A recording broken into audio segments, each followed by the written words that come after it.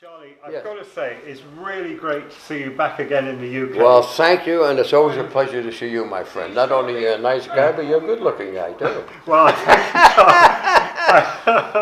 I don't know how to answer that.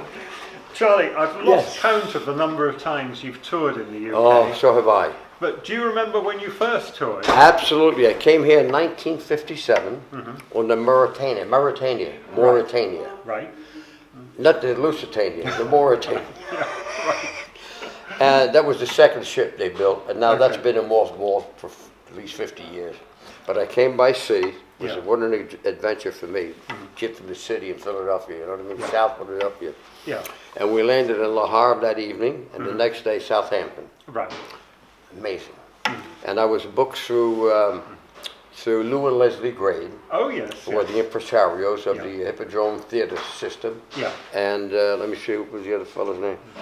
Harold Davidson. Oh, right. Okay. Well, they're all gone now, of course, but they were the big mahafs at the time. Yeah. And they treated me like I was Frank Sinatra. You know? I said, don't make no big fuss. I'm just a kid from down in Philly, and then I sing and I play the guitar. Well, you were a major star at the time. You got to remember something. I was only the second American to bring rock and roll to Europe.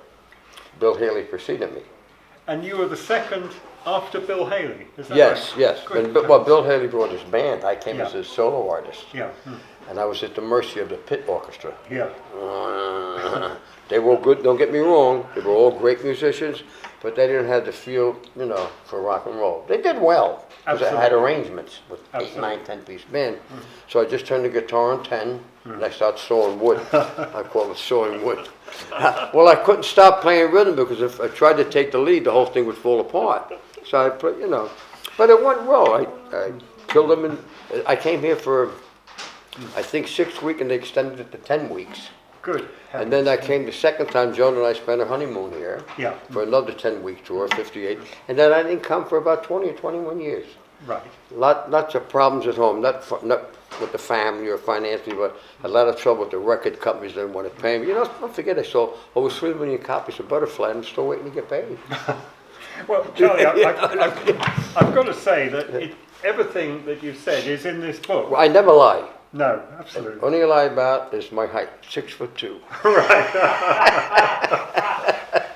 Or was it 2'6", I forget. So, you've got me lost for words nearly. No, I'm never lost for words. I should have been a lawyer. What do you call them, barristers here? Something, barristers, solicitors. Solicitors, I could have been both. Charlie, what is it that keeps you going? And what Lars and I would like to know is, what is the secret of eternal youth, or your eternal youth? I have no idea. I'm a firm believer in destiny. Yeah. I believe the day you're born, the day you die is already picked out, unless you do something stupid, like jump out of a plane without a parachute, or you take dope, or you drink excessively. I've never done any of that. I was always a heavy smoker. Right. Really? Always, since I was a kid, 2-pack a day. Good. And I gave that up for a while, and now I'm down to maybe 4 or 5 a day. Yeah. It's hard to stop completely because I smoked all my life. You know what I mean? And besides, at 83, what's the use stopping? Charlie, you're 83. Am I right in thinking that you recorded before Elvis Presley? Yes, indeed. Before Chuck Berry, before all those guys. That's incredible. Yeah. No, I don't go around bragging about it, but it's a fact. Yeah. Have you any idea how many times you've toured the UK? Oh, I've lost count. 50, 60, I don't know. Something like that. Something like that, yeah. And Charlie, you actually do a radio show now, is that right? Well, my son and I did it for about 5.5 years. We came out of New Jersey, which is the next state over to Pennsylvania. Yeah. And it encompasses a 3-state area, Delaware, Jersey, and Pennsylvania. Right. We had a listening audience of maybe 2 or 3 million people, small station, but 2 or 3 million people. But we played our music. Yeah. It's the only station left on the East Coast that plays our music. Right. So I would play it and then talk about certain guys I worked with over the years. My son with Dad. How was it to work with Chuck Berry? How was it to work with Jerry Lee? How was it to work with Eddie Cochran? We give him a little spiel. Yeah. As a matter of fact, we had Cliff Richard on the show for half an hour. When he was in Florida. Yeah. My son contacted the office, and I met Cliff years ago. And I'd love to do it. We had him on the air for half an hour. Good. Very gracious man. And he just re-recorded Butterfly and Fabulous on the new albums of his that just came out. And in fact, when you recorded Butterfly, it was 1957. Yes. It was a #1 hit throughout the world. And I think, am I right in saying it sold 3 million copies? Well, at least that. At least that. Yeah, at least that. It was a #1 hit. Yeah. Well, it took the #1 position in the charts for a couple of weeks. Knocked Elvis out for a couple of weeks. Yeah. That was a miracle in itself. Yeah. And then, of course, he went to Las Vegas. I came to England. Yeah. I think I got the better of it. Yeah. I really do, yeah. I I mean, I'm sorry what happened to him, but, Yeah. you know, that's another story. We don't want to Absolutely. get into that, yeah.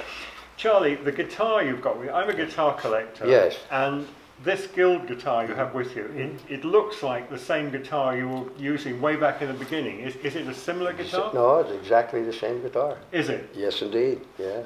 I bought this in 1957, along with a blonde. Okay. I had the two of them I bought. Right. And I paid $750 in 1957 each. That was a lot of money. Yes, it was, yeah. But I've had them for years, and I just recently sold a blonde. I got $3,500 for it. I figure I'm getting towards the end of my life. Before my wife and kids give it away, let me get something back on it as an investment. Yeah. Who do you think bought it? Who? My buddy Graham Nash. Oh, really? Yeah. Oh, you want to see this thing? Here it is, folks. Ta ta ta ta ta tam. This is it. That's a Guild. G-U-I-L-D. Guild guitar. It's fabulous. Tell me you love me. Say it be true. You fly around. Somebody knew, but I'm crazy about you. You butterfly. And that's it. That is fabulous. Charlie Gracie, I've got to say that, you know, you're an absolute star of rock and roll. Well, I don't like the word star. I like to be called an artist. Okay. Stars are in heaven with God where they belong. Okay, I'll settle for artist in that case. I had a real privilege of backing you for one of your shows about 5 years ago. I remember, guy.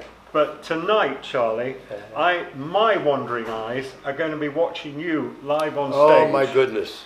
And You're I'm- in for it, boy. I'm looking forward to it. I really am. There he is. Hi, Charlie. How you doing, laddie? How you doing? You know that kid, don't you? Of course I do. Michael, I've interviewed him. Michael Mike rowed the boat ashore. Response, please. Bring 'em on, folks.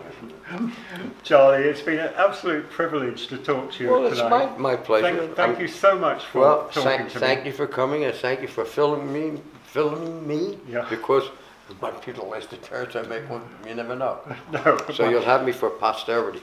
well, I think I think you'll outlast all of us. Well, I don't really know, do. but I have a new single out, by the way, called I Can't Stop Rocking. Right? And of course, you know, I have my book out, which you purchased. Yes, I have. And things are going well. I mean, Charlie Gracie's still alive. I do 50 dates a year back in the States.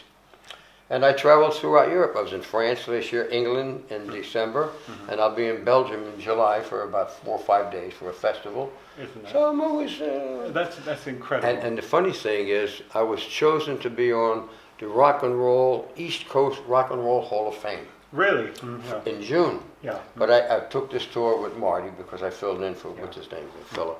And, Eden Kane. Yeah, Eden Kane, or I understand is doing well, God bless Good. him. I'm pleased to hear. And me too. And I told him I'm unable to attend because I came to do this thing. So my son will go there and receive the award for me. Okay. Along with like Chubby Checker, Frankie Avalon, all the guys from Philly, Bobby Rydell, James Darren.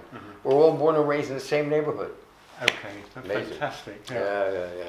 Charlie, you're an absolute legend as far as I'm concerned. And thank you so much for talking to me. I'm just little Charlie Gracie from South Philadelphia. I sing and play the guitar, and I was lucky enough to make a living at it all these years. Yeah. And you've never stopped, have you? Well, I can't, first of all, I can't afford to stop. And second of all, if I did what I do, I don't know how to do anything else. This is what I do since I'm 10 years old. Charlie, it's absolute privilege to Thank talk you, to guys. Thank you so much. Never felt more like singing the blues. Guy Mitchell. Whatever happened, nobody talks about Guy Mitchell anymore. Whatever. I remember him. Oh, he was great. Yeah. I never met him, but I always loved his... Thank you, Charlie. Thank you so much. Thank you. I'm looking forward to tonight. Au revoir, mes amis. Yeah.